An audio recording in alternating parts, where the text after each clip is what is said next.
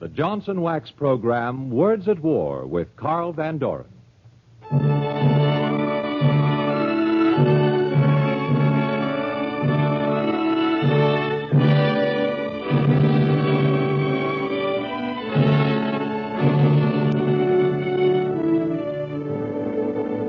The makers of Johnson's Wax for Home and Industry, in cooperation with the Council on Books in Wartime, proudly presents one of the most widely discussed programs in America, Words at War, dramatizations of the most representative books to come out of this great world conflict. We're very proud, too, we're very happy to have as an important feature of our series a man who really knows good books. All of you, I'm sure, are familiar with his name, for he's one of America's leading literary figures, the eminent author, biographer, and Pulitzer Prize winner, Mr. Carl Van Doren.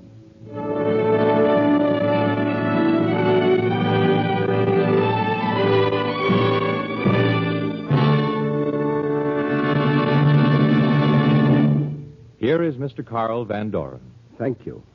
Well, it's very nice for me to be here this evening and to have this chance to talk to you Johnson Wax listeners. For a great number of years, I've been with you regularly. Fibber McGee and Molly is one of my favorite radio programs.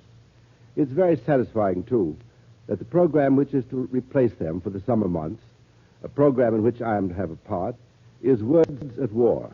That, too, has been a favorite of mine ever since it was started by the National Broadcasting Company some time ago. Words at War is more important than ever in this great summer of America's life. Our hands and our heads and our hearts are all at war, and so are our words. The free words of free men have always been weapons that tyrants dread as they dread almost no others. Tonight's story is called Fair Stood the Wind for France.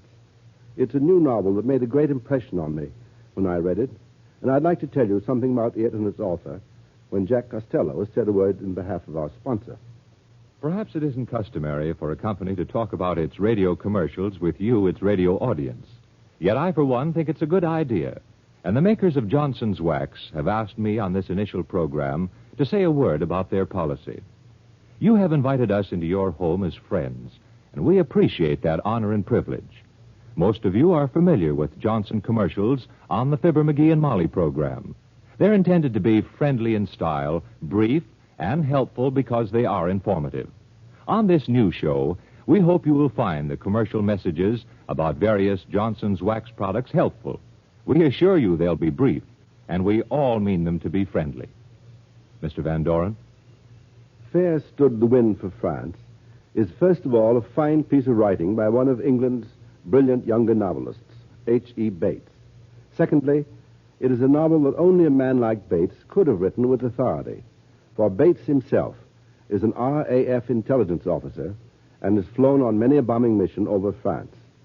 France, where an unconquerable people live for a time in defeat under the hated rule of Nazi tyrants. But the forces of resistance, which we call the French underground, never falter and never sleep. Whatever there's a chance to do, they are ready for. But suppose we get on with the story. It begins in a bombing plane on its way home over France on a moonlit night. It is a story told by the man who knows it best, the pilot, John Franklin.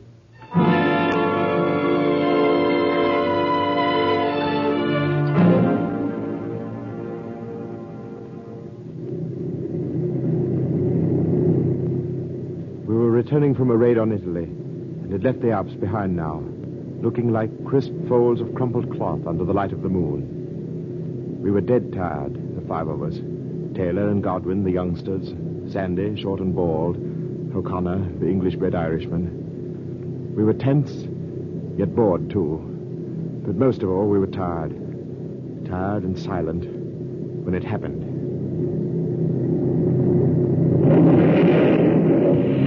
Okay? Everybody okay? Taylor? Okay, Skip. Godwin? Right. Sandy? I think so. O'Connor? What the devil happened, Skip? Sounded like a prop. It was a propeller. Now look, we're not going to make it. I've got to land in the next few minutes. Sandy? Yes, Skip? Where are we? West-northwest of the village. South of Paris. All right, listen now. Don't do anything cockeyed. Remember everything we've been told, okay? Right. Okay. Right, Skip. Hold on. I'm going down.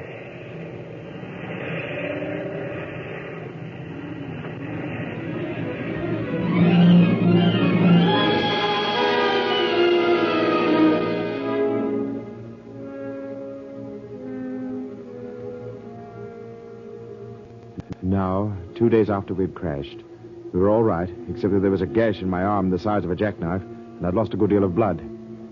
We had crossed a river to put distance between us and the plane, and it hid in a grape arbor for the night. It was after dawn now, and just beyond the arbor, I could see a girl feeding chickens in the yard of a small farm. I decided to go down and ask her for help.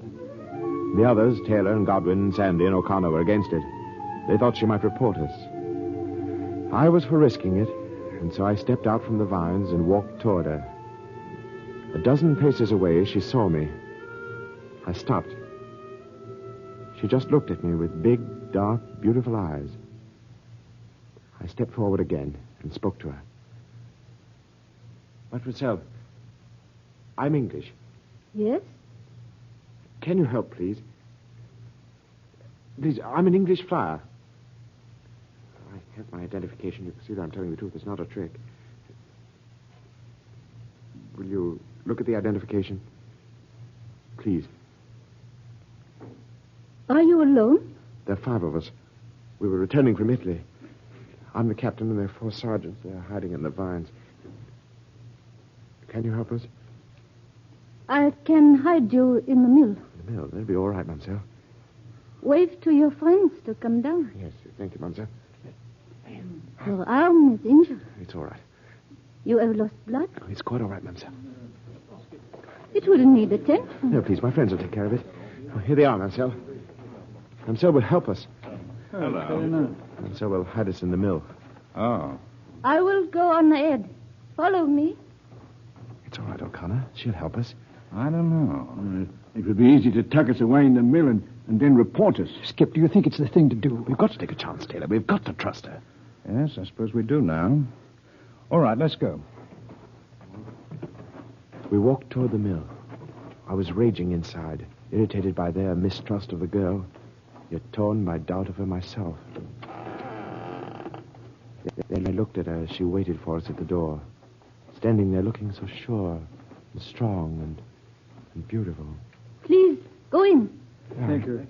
Oh, sorry. Thanks, I'm sorry. Musty old place.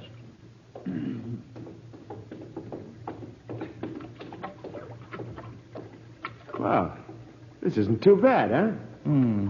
You will all be all right here. As long as you are in your flying clothes, you must stay here. If anything happens, there is a room below. There is water in it, but you can hide there. Is anything likely to happen, mademoiselle? One never knows. I will bring you food. You must also have other clothes. You're very kind. Miss, are there others up at the house? My father. It will be all right. You're sure? Yes? She said it'd be all right, didn't she?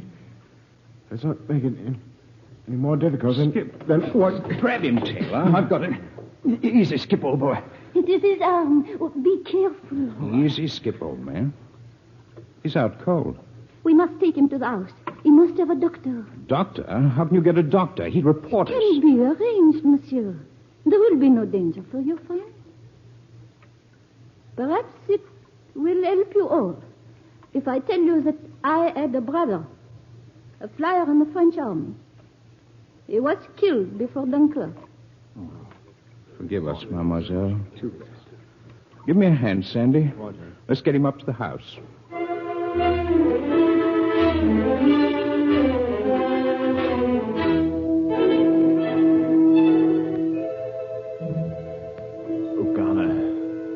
O'Connor. Yes. I'm going to bring her down, O'Connor. Yes, you bring her down. Going down, O'Connor. Hold on, you chaps. We're going down. Down. Down. Oh. Hello. How do you feel? All right. I've been asleep long? This is the 3rd day. Oh, no. Yes. Couldn't be... You had a fever. Would you like a cool drink? Oh, yes. So would.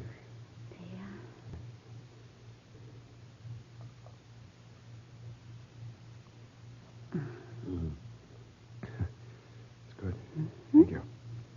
Have you been here all the time? Yes? Who are you? Francois? Well, my name is... Yes, I know. John Franklin. Your friends have told My me... friends. Where are they? Oh, they're all right. They haven't been... No. They're all right. They want to see you. My father, too, wishes to talk to you. Do you feel strong enough? Oh, yes. Get them, please. My father will talk to you while I go to the mill. I will be gone just a few minutes. Father, the captain is awake now. Very well, Francois. Monsieur, I hope you feel better. Yes, I am better. I wish to thank you for all you have done for us. It's nothing, monsieur. I have much to tell you. Yes? While you have been ill, I have been making arrangements in the village. I have obtained papers for you and your friends. We can leave? Can leave, monsieur. It is important that they do leave as quickly as possible. We'll all go together. No.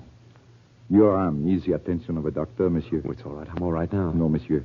To put it more blunt, your friends have an opportunity to get to Spain. In your condition, you would do them no service by going with them. Oh. I see. Well, I can't stay here. It's not fair to you. I coming in the morning, monsieur. If the Germans should find out, it would mean... I am aware of what it would mean. But, monsieur, believe me, I know what I am doing. What Françoise and I are doing is something we wish to do. I am not afraid of the Germans. They will never take me. Huh? Your friends are here. Remember what I have told you, monsieur? Yes. I will leave you now. Yes, goodbye, and thank you. He is waiting for you, monsieur. Thank you. Well, Skip, I say you look fit, doesn't he? Certainly does. Oh, feeling all right. Skip, that old mill isn't half bad. We've made out fine. Oh, did the old boy tell you? He's got papers for us. He told me. When are you leaving? Leaving? Well, when the doctor gets you fixed up. That'll be no time at all, Skip. Once he stitches that on, you'll be as good as new. Better than that. Look, you're going on without me. Skip, have you gone balmy? No, Quiet. Quiet, please. Not a word. 2 German soldiers have just come into the yard. Oh, Lord. What do we do? Please. It may be just a routine inspection. I lock the door. Quiet now. Not a word. I'll talk if necessary. Well, I've got my revolver, and by No, gad, they won't... no, monsieur. Please.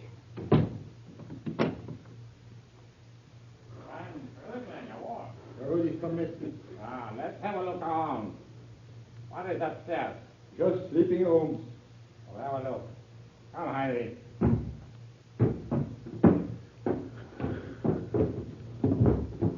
There's nothing here. Wait a minute. There's a door at the other end there.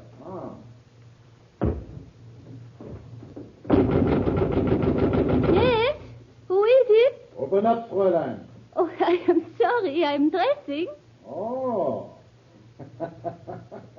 You hear that, Hans? She's dressing. Yes, monsieur. If you see to that, Hans. Let it go. So.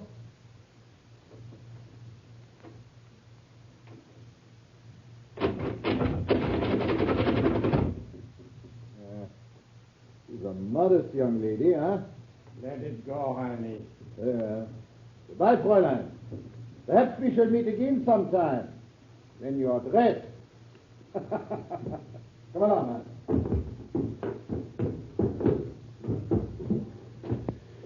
I'll be... Please, wait. It's all right. You're going out in the yard. Probably just a census of crops. That was a bit too close. We can't be that close again. O'Connor, you all leave tonight. Oh, now, That's wait not a a minute. suggestion, men. That's an order. I'm still skipper. Well, of course you are. Get back to the mill as soon as it's safe. Yes, Skip. Perhaps I'd better stay in the house tonight to look after Françoise. After all, I have a revolver. I have a revolver. I'll... After her. Well, I just thought... I'll do the thinking. You do as you're told, O'Connor. Go back to the mill. Very well, sir.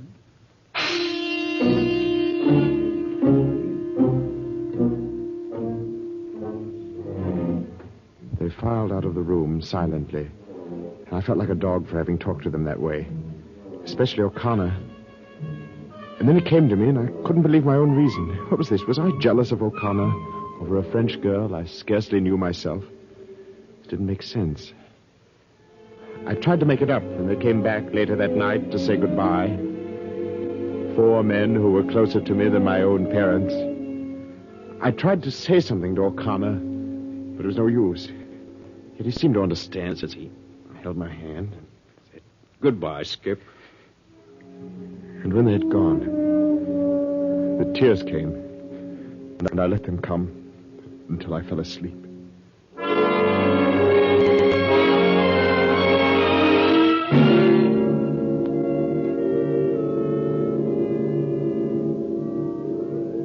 In the morning, the doctor told me, You are a soldier, monsieur. There's no point to my deceiving you. The arm must come off. Off? Yes. Well, can you perform the operation here? It must be here. But, monsieur, I am humiliated to tell you this. I have no anesthetic. Oh, I understand. You should not feel humiliated. I am humiliated for France, where doctors have no anesthetic. It's all right.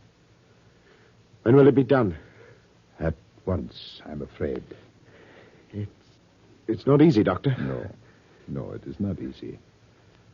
I will call the girl. Doctor, please, I'd rather she weren't here. I'm afraid she must be here. I have no one else to assist me.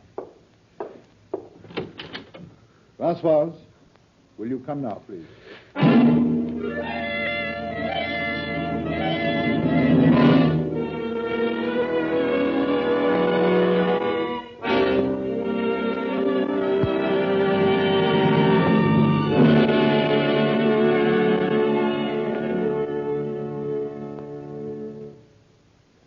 For those of you who may have tuned in a little late, this is Carl Van Doren. Tonight on the Johnson Wax program, Words of War, we are presenting a dramatization of one of the month's best-selling novels, Fair Stood the Wind for France. So far, we have followed the adventures of 5 British flyers who have been forced down in France and have been given shelter by a French peasant and his daughter. 4 of the flyers have obtained papers and have gone on in their attempt to escape.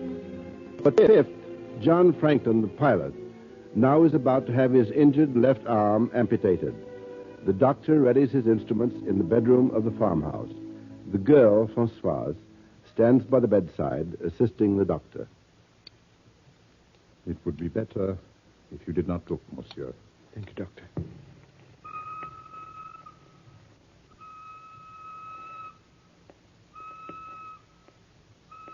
Spain. Freedom. Dear God, let them be on that train. Now. Doctor! No.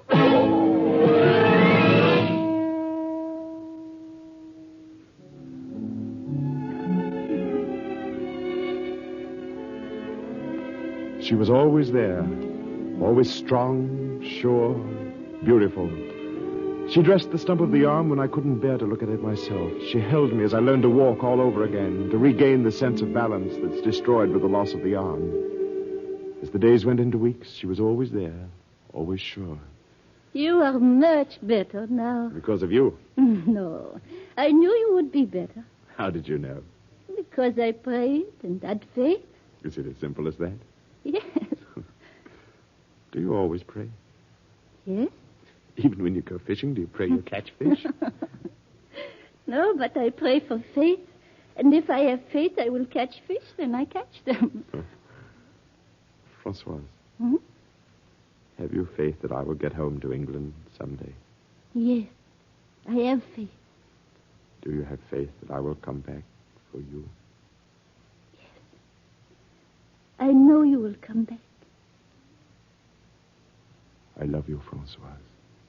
I love you, Jean.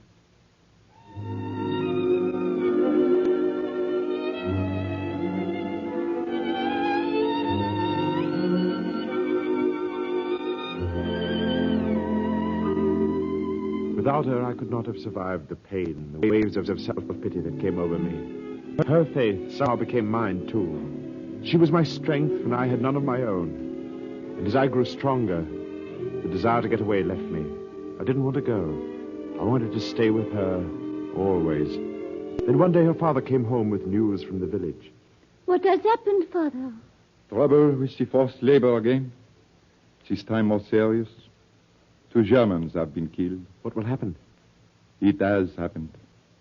You remember the doctor? Of course. He is dead. Oh. They dragged him from his office, stood him up against a wall, shot him. Oh, Father. But why? What could he have had to do with labor conscription? Nothing. He was merely a prominent citizen of the town. They shot him as an example. There will be others. Will they come here? They will certainly come here. I must go. Yes. But you, monsieur, what about you? They will not take me. Can you be sure? I am sure. They will never take me. Now, you will excuse me. I will go lie down a while. I'm very tired. Of course, monsieur. Jean. I must get ready at once. Yes, I suppose you must. Be brave as you always are, my darling. Keep your faith. I will be back. I know you will. I know. Francoise. Father. Father. Father. Father. He must have known, Francoise. He must have known he was marked to die. He said they would never take him.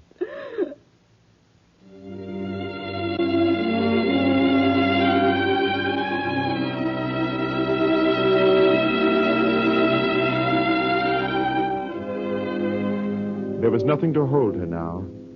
We decided that we should go away together. I tried to persuade her that it was too dangerous, but all she would say was that she had faith, and against her faith, nothing could prevail. I stayed in the mill until the sad little funeral was over, and then we set out at dawn the morning after. Françoise did the rowing. I hid under the canvas, for there were German sentries on the bridges we passed under. Shh. Do not move now, my darling. We are coming to a bridge. Can you see the guard? Yes, he is watching me. Be quiet. You there! Halt! Yes, monsieur? Where are you going? Oh, I am fishing. There is a better place around the bend. Fishing, eh? Ha! Perhaps you have a little fish for me on the way back. Of course, monsieur. Good fishing, Fräulein. Thank you, monsieur.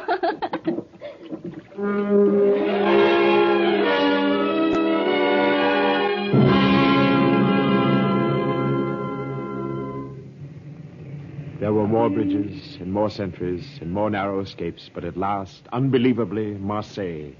And there, as we walked through the streets to the house of Francois' friends, miracle of miracles, a man running, gendarme after him.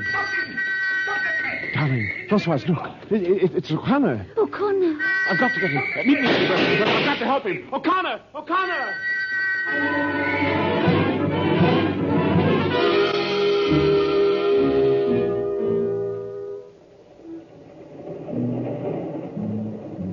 Somehow O'Connor and I managed to escape the police. And that night with Françoise, we took the train for Spain. Unreality piled upon unreality, yet there we were, the 3 of us. And poor O'Connor, with the dull look of a hunted animal still in his eyes. You feel better, O'Connor? I don't know. I've been half balmy, Skip. Can you tell us now about the others? We were separated. I don't know what happened to them. I don't know half that's happened, Skip. It'll be over soon.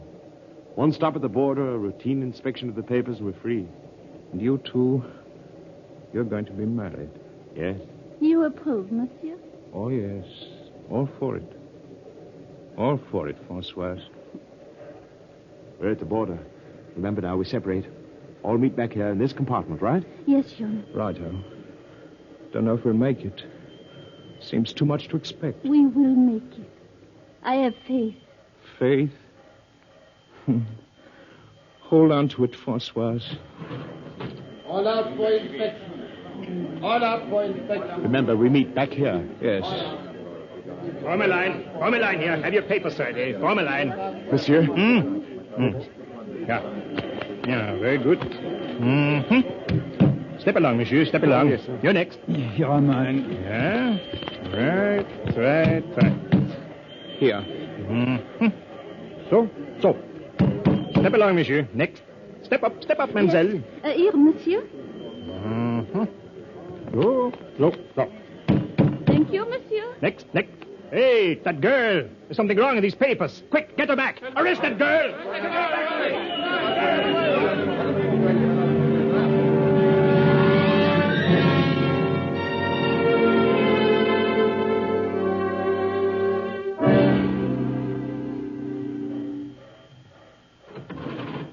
Pardon, madame. Have you seen a young girl come into this compartment? There was one here a moment ago, a gendarme. Yes? They came to get her things.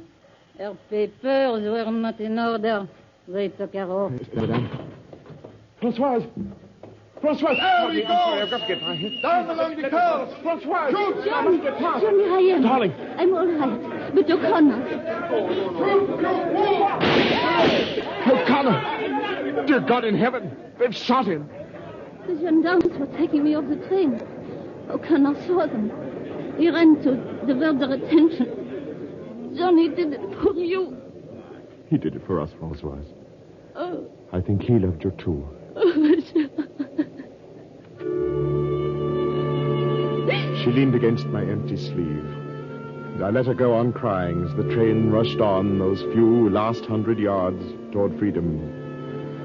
I knew she was not crying for herself, not for O'Connor and the stupid, wonderful thing he had done, not for her father or brother or the doctor, not for the magnificent France she represented.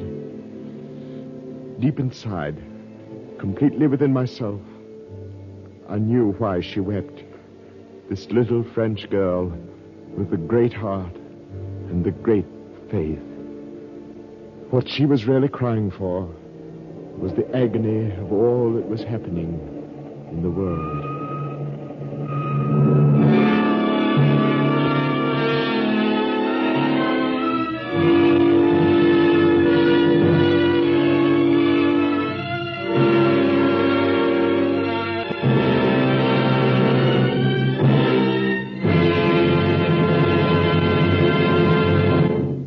Mr. Van Doren will tell you about next week's story in just a moment.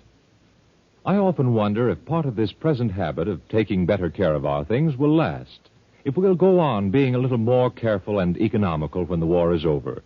Take your automobile, for instance.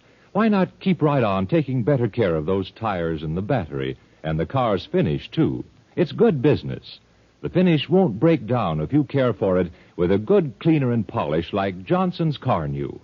Why not try Johnson's Car New on your car? It's remarkably easy to use, and it cleans and polishes in one application, 2 jobs at once. It's a liquid which dries on application to a white powder. You wipe off this powder, and your car smiles at you with gratitude. Chances are your service station, auto supply store, or regular wax dealer has Johnson's Car New right now waiting for you to ask for it. It's spelled C-A-R-N-U. Car New. Now, Mr. Van Doren, how about next week's story? Next week on Words at War, we shall bring you a radio impression of a very provocative book, War Criminals and Punishment by George Creel. It is a book that asks a question of vital interest to every American. Question, what shall we do with Hitler? Unless I miss my guess, it's a program that will start a lot of hot and healthy discussion throughout the country. So be with us next week. Until then, goodbye. Thank you, Mr. Van Doren.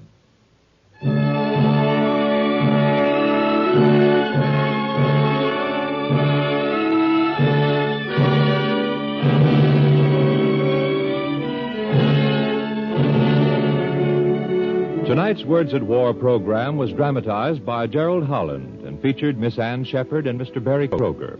Special music was composed and conducted by Morris Morsky, and the production was under the direction of Anton M. Leader. Next week, the Johnson's Wax program presents War Criminals and Punishment on Words at War.